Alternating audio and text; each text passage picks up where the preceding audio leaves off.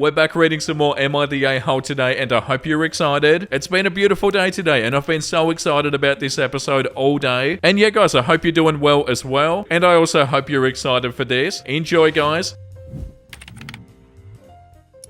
Am I the a-hole for going through my friend's closet to find my wedding dress? 2 years ago, my husband and I were doing some renovations to our house. I didn't want my wedding dress to get damaged or lost in the process, which, considering that we did lose a few things during the renovation, I was right to be concerned. My friend offered to keep it in her closet until the renovations were done. After we finished the renovations, I asked my friend for the dress back. She kept saying that she'd get it back to me, and I kept on asking, and she'd make up excuses. I found it weird. Now, my sister is getting married and she wanted to wear the dress. This was our mother's dress, and we always agreed that we'd each wear it. I told my friend I needed it back. She claimed that she couldn't find it. I was perplexed. How does it just get up and walk away? She apologized and offered to pay me for the cost of the dress, which I turned down because it wasn't about the money. The dress was sentimental and I felt terrible that my sister couldn't wear it. My friend and her husband went away. I was there to water their plants and feed their dogs. I decided to go look myself. The closet was very cluttered. I eventually found the dress. I can totally believe that she missed it where it was and she wasn't being malicious. The box was tucked behind a few larger ones containing seasonal clothes. I texted her saying I found the dress. Instead of being happy for me, she asked me why I rummaged through her closet. I said I just wanted to double check. She told me that I had no right to go through her stuff. I said that because of her clutter, my sister almost didn't get to wear a dress that she always dreamed of. My friend told me that I could have asked her to look again, but I pointed out that it took 2 years for her to even look for it in the first place. Am I the a-hole? No, I don't think you're the a-hole, and especially because of that last bit. They didn't even look for it for 2 years. They should be bloody expecting you to go and try and find it yourself. Yeah, but there's no way that they weren't trying to keep it. They 100% knew where it was. I don't believe for a second that they didn't find it after 2 years. It doesn't matter how cluttered it could have been in there. If you took like 20 minutes to genuinely like take everything out of there and try and find it, you would have found it. Yeah, like this comment says, lol, so interesting that she knew exactly where you rummaged to find this lost dress. OP, I mean this in the nicest way possible, but you're being naive. She was trying to keep your dress, simple as that. If all you had to do was go through the closet in her house, it wasn't lost or misplaced. It was where she put it and she knew that. Not the a-hole, but this person isn't your friend. Was your friend over during the renovations? You might need a second chance to rummage at her home before the returns. I'm trying to imagine if I was in this situation and I had something in my house that meant a lot to one of my friends. I'd be searching for it until I knew 100% that it wasn't in the house, and I feel like that's what the issue is. Yeah, like this comment says, this is why the friend is an a-hole, not because she wanted to keep the dress. I don't think she did, but because she clearly doesn't care enough about her friend's feelings or belongings to do a thorough search. Oh, and then getting pissy about it. Yeah, true, if they didn't know that it was there, but they just couldn't be bothered trying to find it, that's also bad. I feel like the person who wrote this is not the a-hole, and the friend is definitely the a-hole. Either way, they're the a-hole. Like, if they knew it was there and they didn't want to give it back, they're the a-hole. If they didn't know it was there, but they couldn't even be bothered trying to find it after 2 years, then they're still the a-hole. Story number 2 is called Am I the a-hole for telling my wife that my son will always come before her? My 32 male wife, 30 female, is concerned over our financial situation. I think her concern is misplaced, but I told her that my income isn't going to change anytime soon, so I asked her what we wanted to do about it. She suggested that when my son, she's his stepmother, turns 18, we should start charging him rent. I immediately shut that idea down, and I told her that we'd have to think of something else because there's no way I'm charging my son to live in our house. She said it was reasonable since I was paying most of the college tuition, but I told her there were alternatives. I suggested that we stopped eating out so much because it's $50 to $100 per meal, but she didn't like that idea. I suggested other things which she rejected, so I told her I'm open to suggestions, but my son isn't going to be a source of income. She told me I should think more of her than my son. That made me a little mad, so I told her that my son will always come before her. She called me an a-hole after that and hasn't talked to me since. Did I overstep? No, I don't feel like it. I feel like if you're in this situation, you shouldn't be asking them to think more of you than they do of their son. And like the top comments say, not the a-hole. If she can't cut out eating so much, there's no way the next step is charge an 18-year-old rent. Is she working? Can she get a better job? And OP comments, she doesn't work. And somebody else comments, problem solved. Yeah, that's so wild. The fact that instead of them being like, oh, maybe I should get a job or try and make some money, they expect their partner's 18-year-old son to start paying rent. So what, like all the money that their 18-year-old son makes? You know, like how much money are you making when you're 18? But what, they should pay rent before they get a job? Nah, definitely not. They're for sure in the wrong, and you're definitely not in the wrong. And of course you care about your own son more. Story number 3 is called, Am I the a-hole for kicking my 72-year-old mother-in-law out of the house at night because she threw away my stuff? I, 36 female, live with my husband, 41 male. I have a decent relationship with my mother-in-law. Compared to a lot of the horror stories I hear from friends, she's quite sweet and warm. She is, however, a little over-controlling, overprotective maybe. I'm not sure of the exact word, but she has some very strong ideas about things and no sense of boundaries. For example, when she stays at our house, she takes over the kitchen completely and insists on cooking all of our meals. She cooks wonderfully, but she won't let me help her at all and puts everything away in the wrong places and then insists that her way is more logical. Right, okay, yeah, that's definitely frustrating. She only really comes for holidays though, and I do like her a lot, so I don't mind putting up with these mild annoyances. I'm currently pregnant with our little girl, who'll be born in a few months. This is a miracle. I really didn't think it'd happen, especially so late, but we got lucky. When my mother-in-law heard, she was super excited and said that she'd come over to help us get ready for the baby. She offered to stay for the next 6 months or so to help out, because my husband and I both work long hours and it would be hard to handle the baby on top of this. She is also pretty emotionally invested in this because she truly sees herself as part of our family. She arrived a few days ago and set herself up. Then she started with the cleaning. I like to collect stuff from garage sales, like little sculptures and books and baskets, stuff that a lot of people will consider utter junk. Our house is definitely overstuffed, but it's reasonably tidy and doesn't seem like a hoarder's house or anything. My mother-in-law, on the other hand, likes everything to be surgically clean. Yesterday I came home from work to find the house like a war zone. She went through my cabinets and cleared out everything that she considered junk, and had apparently made several trips to Goodwill before I got home. I was really angry and I asked her why she'd ever do this. She said the house has to be tidy for the baby, and it'd be dangerous for the baby to be in my cluttered house. Then she took the next huge bag of stuff and tried to walk out the door. I kinda lost it, and I told her she could get out right now. She was shocked that I was serious, and she said that she doesn't have anywhere to go and it's so late. It was about 9:30. I booked her a hotel room and I called a taxi. My husband came home an hour later, and when I told him what happened, he was furious at me. He says I disrespected his mum and was ungrateful for everything she's trying to do for us. Am I the a-hole? And what, you don't think your mum was disrespecting you guys by throwing your stuff away? And it says here what she gave away: a bag or two of my clothes that supposedly aren't even practical, a box of books, a bunch of paintings, some pillows, dishes, and a whole drawer of my rocks. Yeah, no, this is not their issue to fix. Imagine their house is super cluttered and they are doing a good job making it less cluttered. It's still not their place to do that. You can't just give away people's stuff because you think it's junk and not even ask them about it first. The mother-in-law crossed all sorts of lines. Like, you don't do that when you're in somebody else's house. Yeah, no, I don't feel like you're the a-hole, and I also don't feel like you should let them stay at all. You stood up for yourself, and that's the right thing to do. Your husband should definitely have your back in this situation, and yeah, it's not good that they don't. Okay, story number 4. Am I the a-hole for telling my daughter I told you so, and I'm not fixing it even though it'll cost her thousands to fix it? My son pointed me to this website. I have a 26-year-old daughter named Ava. We helped her put a down payment on a house and she's changing things in the home. I've told her so many times to hire a professional if it's not a DIY project. I've had to fix so many of her projects and I put my foot down telling her that I will not help her from now on. Ava mentioned changing the tile in the bathroom and I told her that she should hire someone for that if she isn't using a stick-on tile. Well, she went and tried to do it herself on her own and made a huge mess of the bathroom. She called me up and asked me if I could fix this. Oh no. I told her I told you so. We've done this dance way too many times and she needs to hire someone to fix it. She told me that it'll cost her thousands to fix and I could do it. I told her no again and she called me a jerk, and now she has a messed up bathroom since she needs to save up for someone to fix it, and she thinks that I'm a jerk. Oh my god, that's so frustrating. Learning how to be a super good tiler is something that would take a super long time, and it's something that you hire a genuine tiler to do. It's annoying how people discount stuff like this and they're like, oh, I can do it myself. It's not that simple. Like, if you had to do some electrical work in your house and you weren't confident about it, you call an electrician because that's what they do, you know? End up with some super out of level tiling and stuff, and then a tiler just has to fix it anyway. Yeah, no, you're not the a-hole in this situation. It's a life lesson, you know? And yeah, I don't know, I suppose you could teach yourself how to tile or do something like that, and if it works out fine, then that's awesome. But yeah, me personally, I don't feel like that's something I'm gonna do myself. People work their whole lives doing stuff like this, this. Story number 5 is called, Am I the a-hole for bluntly telling someone why their disabled son isn't allowed in my muscle car? I, 26 male, work full-time as a driving instructor. Due to the location of my school, the bulk of the people I work with are from a rehab centre next door. This has sadly led to my current situation with my aunt over her disabled son, 14 male, who attends a day program they host. It started a month ago when I picked up the Mustang I had pre-ordered through a dealership. Upon seeing it, she began to ask if I could take her son for a ride in it. No matter how many times I'd tell her no, she refused to accept it and would try to guilt trip me. Things peaked this week when I bluntly told her that I work 50 hours a week and I don't have time for her crap. When she kept pushing things, I snapped and I told her that her son is the last person that I want near my car. I then went on to tell her all the reasons why he would never be allowed to ride in my car. These reasons are that he can't control his bladder and bowels, and that his stimming may break things. When I told her this, it only made things worse, as she only got more upset and pushy with me. I wound up having no choice but to cut contact with her. However, it only made things even worse. I now have several other family members from her side coming after me. I do not believe that I'm the a-hole here. However, I'd like an outside opinion. Am I the a-hole? I feel like already from the amount of times that they kept on asking you and didn't take no for an answer, that they're already the a-hole. And also, people guilt tripping is so frustrating. Yeah, no, I don't feel like you're the a-hole. At the end of the day, it's your car. And also, you politely said no a few times, obviously, but they kept on pushing and pushing and pushing and guilt tripping you. And somebody commented, do they have some kind of huge violent flailing as a stim? And OP commented, yeah, in the form of aggressive headbanging and kicking. While he's never injured anyone to my knowledge, I don't want the risk given his age. Yeah, and that's super understandable. Story number 6 is called, Am I the a-hole for going on vacation when my in-laws visit? My husband and I have been married for 23 years. I've always had kind of an iffy relationship with my sister-in-law because she's made it known for years that she wishes that my husband married his college girlfriend and not me. Oh god, how awkward. Over the years, we got to the point where I couldn't call her super close, but we were friendly enough to text and would also hang out solo when one of us visited the other. Last year, my father-in-law got very sick and needed specialized care. My husband wanted him to live with us during his treatment and during recovery, and I agreed. Sister-in-law made it clear that she did not want him at her house. I was able to go part-time at work during this time, and so by nature, I became the primary caregiver. It wasn't fun, but I did care for my father-in-law, and I was happy that he and my husband had time together. On the other hand, my in-laws, especially my sister-in-law, definitely became a problem. My brother-in-law and sister-in-law were very much in denial when it came to his health. When my father-in-law had appointments, I would keep everyone informed, mostly via a text chain because it was easier, and mostly stayed out of decision-making because he's not my father, and I wanted to respect that. Sister-in-law and brother-in-law started treating me like hired help. For example, when father-in-law needed to go to a skilled rehab facility after a stay in the hospital, I ran around touring facilities and I spent hours on the phone, and when I let everyone know my findings, my sister-in-law said, we'll discuss as a family and we'll get back to you. Excuse me, I guess I'm not family? Instances like this happen more and more, and neither brother-in-law or sister-in-law made any effort to come see their dying father. When I would occasionally express my feelings to sister-in-law, this doesn't concern you, go get your nails done or something. Eventually my father-in-law passed away and I cut off all contact with my in-laws. There was no blowout, I just stopped responding to the group chat and I stopped actively trying to be in their lives, and made my husband start shopping for birthday gifts etc. for them, and told him to leave my name off the cards. My husband wasn't thrilled about the rift but understood where I was coming from, and I told him many times that he can have whatever relationship he wants with them, just to leave me out of it. A few weeks ago, my sister-in-law sent me a text apologizing for everything because she was in denial about my father-in-law and she hopes that I'm doing fabulous. I sent her a message back acknowledging her apology and thanking her for the time and effort that she put into reflecting on the situation, but I did not initiate further conversation. My sister-in-law now wants to come and visit and stay with us for a few days. I told my husband that she's welcome to stay, but I'll be going to see my best friend during that time. My husband was taken aback and said that he understands, but it really upsets him that I want nothing to do with her, and it isn't realistic for me to avoid her forever. I really don't want anything to do with the people who don't consider me family. So, am I the a-hole? Okay, so let me get this straight. After all of this time, the only time that they're gonna apologize to you is when they want to come to your house and stay there? Is that not the most sus timing of all time? Like, hey, I really want to come and stay at your house for a few days, is that okay? Oh, that's right, I better apologize and then maybe you'll let me stay. I feel bad even saying it, but I don't feel like they're sorry. Yeah, the top comment, not the a-hole, she's not family. When she visits, please go and visit people who like and respect you. And also, I think her apology is fake. She's apologizing because she wants a free place to stay. Yeah, 1,000,000%. And then making making it bloody obvious as well. And also, once again, your partner should have your back on this. And what was your partner doing the entire time that you were going through all of this stuff? Yeah, no, you're not the a-hole. Okay, story number 7 is called, Am I the a-hole for telling my son that he's not coming on vacation because he didn't check his emails? I'm planning a family Thanksgiving vacation and a really good deal came up to go to the Cook Islands. I emailed my son, 20-year-old Ollie, on Friday and called Sunday to see if he wanted to go. He's in college and I'm not wasting money on a ticket if he didn't want to go. I needed to know by today because I have to get visas for my 16, 11 and 8-year-old sons. Well, he didn't, so I bought the package, but now he texted me saying that he wanted to go. I said too late, already bought the tickets. Next time check your email or answer your freaking phone. He said that most people communicate on text. I said, well, most people don't get to go to the Cook Islands. Now his mum, my ex, is trying to tell me that he's Gen Z and text is their primary communication format. Had I texted him, then he would have responded. I'm well in my 40s and I check all of my communication formats because I don't want to miss anything. What? They just didn't want them to go, did they? I'm sorry, but say you want to get a hold of your son, why the hell would your first option be to email them? The only thing that makes any sense here is that they were trying to set them up to fail because they didn't want them to go. Like 100%. Why would you email them? The top comment says, you the a-hole on many fronts. 1. You emailed him on Friday. Hardly surprising that he didn't check his email over the weekend. Number 2, you called but you didn't leave a message. So he says a missed message when he's out with his friends or on a date or watching a movie. Surely you don't expect him to call right back. And 3, then you arrogantly complain that a missed call from you is more important than a message. What a load of crap. Unless you never call him just to catch up. My kids would never call me back without a message. And then he calls you on Monday, likely after catching up with his weekend emails, but you just shut him down. You could have said, let me see if there are still affordable plane tickets, rather than punishing him for not following your rigid rules to the letter. And 5, it's over a weekend and he responded in a reasonable time frame. Give him a break. You gave him far